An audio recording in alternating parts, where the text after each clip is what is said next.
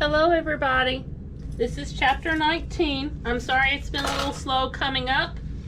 I had taped my lecture on the beginning of chapter 19 and then promptly it got eaten by the computer as I was transferring it from one location to another. So here's my redo. Now in this chapter we're going to be looking at work, heat, the first law of thermodynamics. We're going to talk a little calorimetry. There are quite a few things in here. And just kind of reminding you where we are at, okay? Going back to chapter 10, I want to remind you that change in kinetic energy is due to work done by a conservative force plus work done by an external force plus work done by a dissipative force. Remember, a conservative force is one associated with potential energy in fields, and that it changes the energy inside the system from kinetic to potential or potential to kinetic, but it does not change the total energy content of the system. It will change the thermal energy content, but not the total energy content. Work external is work done by an external force, and it's going to change the total energy content of our system.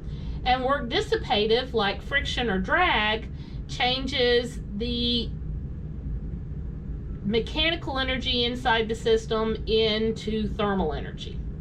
So just like a conservative force changes macro scale potential energy to kinetic energy, macro scale, dissipative is also macro. Okay, it's going to have a macro effect. It's going to change your macro kinetic energy into thermal energy. Now, in chapter 10, we looked at situations where there was no heat exchange. So any change in energy of the system, macro scale kinetic, macro scale potential, or thermal energy was going to be due to external work. Okay? If we have an isolated system, then there is no external work. Okay? And you just have if I have a change in kinetic energy, it's going to show up as either an opposite change in potential energy or thermal energy. And remember that macro scale change in kinetic energy and macro scale change in potential energy combine to give us change in mechanical energy. Okay? Now, chapter 10, we were concentrating in on macro scale things, large scale things, mechanical work. Here in this chapter, we're going to start going submicroscopic. We're going to look beyond just mechanical processes, and we're going to look submicroscopically at heat. So now we're going to say change in energy of our system, okay, is equal change in mechanical energy plus change in thermal energy, which could be due to work external plus heat. And the system is not isolated. Now you can look at stop and think 19.1. I don't think I need to drive that home to you. If work is transferred, work is a transferred energy between the system and surroundings by a mechanical process. That means macro scale. And the sign of work depends on what you're considering your system. If we look at things from the system's point of view, if we're doing work on the system, it's going to be positive because it's going to increase the energy inside the system. If it's being done by the system, it's going to be negative because energy is going out. Okay? Now, just a reminder, work, okay, is the integral of F dot ds. We're taking the dot product of our force vector and our displacement vector. Okay? Now, we're working our way toward heat engines. And a big part of this is thinking about having a trapped gas sample in a piston. Okay, so as we're looking at energy moving in and out of the system, we're going to be looking at what's happening to this trapped gas. So inside the system, again, we have mechanical energy, which is kinetic and potential, and thermal energy. We can have all kinds of transfers and all kinds of transformations inside the system. Work would come in, work could go out, heat can come in, heat can go out.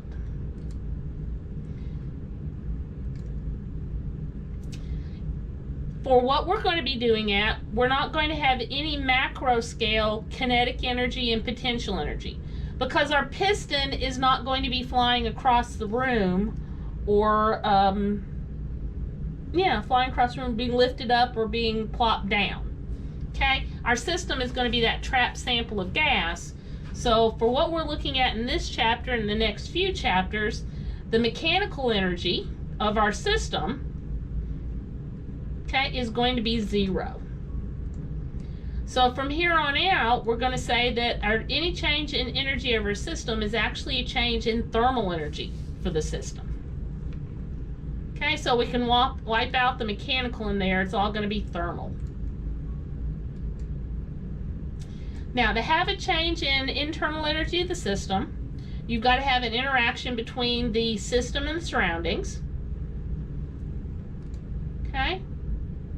And again, I'm just beating a dead horse here. It's going to be work or heat. Work is macro. Heat is submicroscopic. Both have to do with the fact that if you apply a force in the direction that something's moving and you increase its speed, you have done positive work. But if the force is in the opposite direction something is traveling and you decrease its speed, you've done negative work. Okay? And remember that only the portion of the force parallel to the direction of travel is going to do any work. Forces perpendicular don't change the speed of the object, therefore do no work. Okay, if I have a constant force, remember that work is equal to force dot delta R, or force external times the distance traveled times the cosine of the angle in between.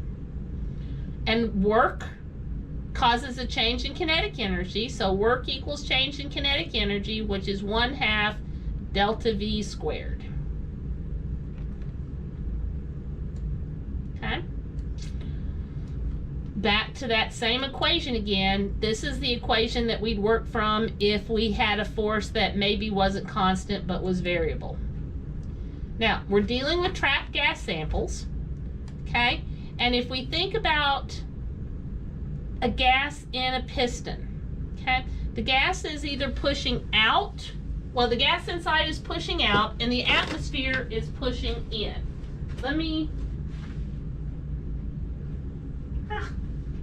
I have moved all of my pens. Okay. Expo marker. All right, guys. Set up a handy dandy system here. So here I have a piston, okay? Inside this piston, I have gas molecules.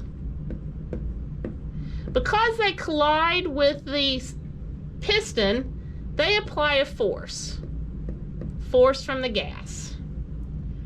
The atmosphere out here also has gas molecules in it, and they're bouncing into this side. So we call that force external. Okay? I can say that the force of the gas in magnitude has to equal the force external. Because if that piston is sitting still, those two forces have to equal each other. Now, if we're playing in physics fantasy land, we think about when this piston moves, either out or moves in, it moves very slowly. So that we have a quasi-static process. Remember, quasi-static means we're never far away from equilibrium. And if we're never far away from equilibrium, then we have plenty of time, the forces are going to stay equal. If we think about this vectorially, force external points this direction, force from the gas points in this direction. So we can say force external, the vector, is the negative of the force of the gas. Okay? So far, so good. All right, let me take this down. Now,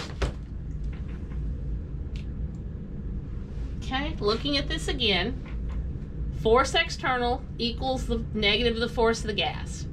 Remember that pressure equals force divided by area. So the force of the gas is actually pressure times the surface area of the piston. So I can say that force external, thinking about it as a vector, is equal to the negative of the force of the gas, points in the opposite direction, which is minus P times the area. Okay? So I can calculate the force external based on the pressure inside my chamber. Work done on the gas could then be calculated as follows. Work external equals the integral of force external dx, or minus P times A dx, okay? Or area times the distance moved is volume. So I get work external is equal to the negative of the integral of pressure times the change in volume. Roll this back up here, go down just slowly. Okay? If the gas expands, delta V is positive, that means work external is negative. Makes sense, the gas inside is pushing that piston out and having to push the gas molecules that are outside out of its way. Energy is lost. If the gas is compressed, delta V is negative. Work external is going to be positive, which means that from the system's point of view, energy is gained. So the environment did work on the system. Now, if we were to look at a PV diagram, okay, a pressure versus volume diagram, and think about calculus for a minute, and think about the integral. If this is, pressure as a function of volume, then the area under this curve, okay, is the integral of P dV. And since work is the negative of the integral, then the work here is the negative. You would calculate it at error and just take the area and take the negative out of it. Now, since delta V here is positive, the work under here is positive. The area under here is positive, but the work would be negative. Okay? In this situation, notice that we have compression. The work under here is negative, but the area is negative, but the work is a negative and negative, so this would be positive. Okay? Because delta V here is negative. Work external is the negative of the area. Okay? When we're looking at a PV graph. Now, because the equation we're going to work with is work external is the negative of the integral P delta V, that it's important for us to remember the relationships inside the ideal gas law, namely PV equals nRT. And pressure, remember, is in terms of pascals, temperature in Kelvin, volume in meters cubed, because we're married to the SI system of units. R in the SI units, R is 8.314 joules over moles Kelvin, or 8.314 pascals meters cubed over moles Kelvin. Now, sometimes pressure could be expressed in atmospheres, and temperature in Kelvin, and volume in liters. If that's the situation, R is 0.0821 liters, atmospheres, moles, Kelvin. Okay? So, let's look at some gas processes and calculate the work done during that process to change one state on a PV diagram to another point, another state on that PV diagram. Now, if we look at problem 1 and 2 on page 553. Okay, 553. Come on, 553. Okay, guys, let's look at a problem here. Okay, so there we go. Let's look at problem 2. Problem 2 says, how much work is done on the gas in the process shown in figure 19.2. Now, if you look at this, we have a very weird process, but the work is going to be based on the area underneath that curve. So I'm going to calculate the area of this rectangle and then the area of the triangle. So let me work on my dry erase board here.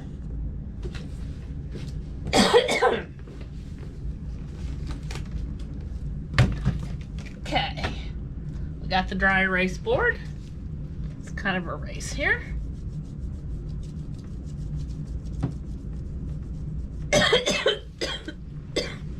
So, our volume initial is 300 centimeters cubed. Our volume final is 100 centimeters cubed. So delta V is minus 200 centimeters cubed. Now I'm going to need that in SI units. So I'm going to go 1 meter cubed over 10 to the 6 centimeters cubed. So I end up with 2.00 times 10 to the minus 4 meters cubed. Okay? Now, if you think about it, we've got a rectangle with a triangle on top. I'm going to go for the rectangle first. The area here is going to be the height, which is 200 times 10 to the 3 pascals, because it was in kilopascals, times 2.00 times 10 to the minus 4 meters cubed, and that was negative. So the area under here is 2 times 2, so that's 4, and a negative 4 plus a plus 3, that'll be me negative 1, and that's another times 10 to the 2, so I get 4.00 times 10 to the 1 joules, and it's negative. Okay? Thinking about the triangle here, the area of the triangle is 1/2 times the base, which is at minus 2 times 10 to the minus 4 meters cubed. And the height there, it goes from 200 to 400 kilopascals. So that's 2.00 times 10 to the 5 pascals. So 4 and, minus 4 and 5, that's 1. So I get 2 times 2. I have 1/2 of that. So I have 2 times 10 to the 1 joules, and it's negative. So our total area is minus 6 times 10 to the 1 joules. So the work is the negative of the area.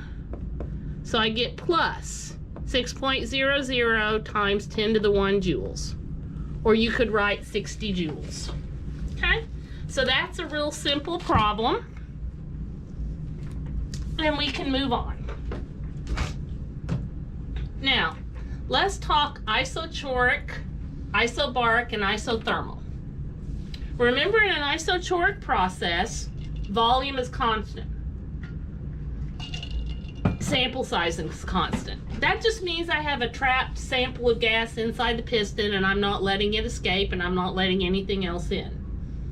Since in an isochoric process, the volume is constant, there is no work done. Okay? That means that any change in internal energy of the system has to be done by heat. So for an isochoric process, work external equals 0. Change in energy of the system is going to be done totally based on Q, heat flow. In an isobaric process, okay, we have constant pressure and constant sample size.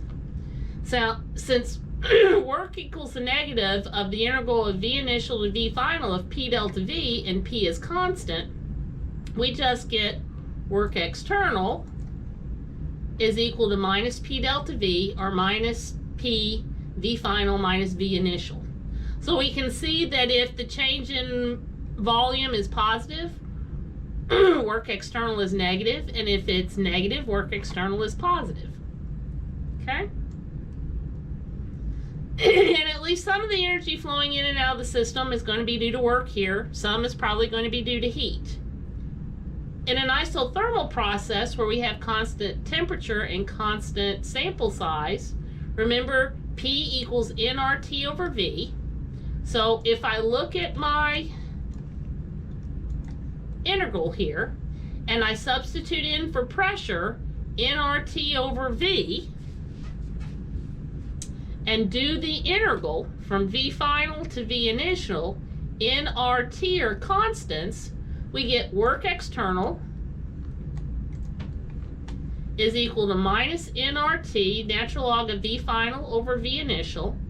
Turns out that nRT are equal to P1 times V1 or P2 times V2 from your 2 points that you're going between. Okay, so if you had a PV diagram and you knew the pressure and volume, and you wanted to calculate work external, you know, V final and V initial, you could use this. Okay, so you guys look at problem 4 on page 453 at the end of the chapter. Now, as we look at our gas sample expanding and contracting, we have to keep in the back of our mind that work is not the only way that energy is moving in and out of the system. It also can be moving in and out as heat, and that we need to remember that heat and work are not state variables. How much work is done to change the thermal energy of the system is pathway dependent, okay, for gases. So just a reminder, state variables depend on only where you are and not how you got there. But work and heat depend on how you got there. Now, heat has to do with the submicroscopic transfer of energy. So it's transfer of energy on an atomic level. Heat is not a form of energy, it's an energy transfer process. It's a thermal exchange. And thermal exchanges happen when we have objects that are at different temperatures. So if we're thinking about our trapped gas as our sample and the surroundings, then the system, our trapped sample of gas and the surroundings have to be at different temperatures. When things are quote unquote hotter at a higher temperature, what that means is that the molecules are moving faster and they're colliding with more force when they hit something. So when something that's moving fast hits something that's moving slow, from last semester we know there's a transfer of momentum and a transfer of kinetic energy. That the grand sum total of the momentum and the kinetic energy between those two things is the same, but the faster object ends up moving a little slower and the slower object speeds up. Okay? Now, thermal equilibrium means that we have come to the point where the state variables for our system and the surroundings have stopped changing, or the two things that are interacting stop changing. And that means that they have reached the same temperature. Now, let's think linguistics here. Okay, heat is a word you use in everyday language, but we use it differently here in physics. Heat is an energy transfer process between the system and the surroundings due to temperature differences between two objects. Could be a rock and water, it could be the system and the surroundings. Okay? Thermal energy, heat, and temperature are all related, but they are not the same thing. Temperature is a measure of average thermal energy content and is a state variable. Temperature is related to thermal energy content. The thermal energy content is a total kinetic potential energy from atomic level vibrations, rotations, and translations. Now that potential energy part right there comes in because of the vibrational motion. If you think about something vibrating back and forth, a spring, let's say, then, you know, the kinetic energy goes to potential energy, goes to kinetic energy, goes to potential energy. Okay? And heat is that transfer of energy between two objects because of the bumping together of atomic level particles. So heat is a transfer process, and it is not a state variable. Looking at where something is, deciding its pressure, volume, and temperature, okay, tells us nothing about how the energy entered or left the system. Even looking at 2 points on a PV diagram, we have to know the pathway between them, how we got from state 1 to state 2, to know how much work was done and how much heat was done. Oh, heat was transferred. Okay? So heat and work depend on pathway. But the difference in pressure between 2 points, volume between 2 points, temperature between 2 points is actually independent of pathway. All right, now, quickie table, just to remind you, table 19.1. Okay, I know it says 17.1 here, but that's because it's from an older version of the book. Says, you know, gives you a rundown of work and heat. Work is mechanical, heat is thermal. It requires force and displacement, large scale.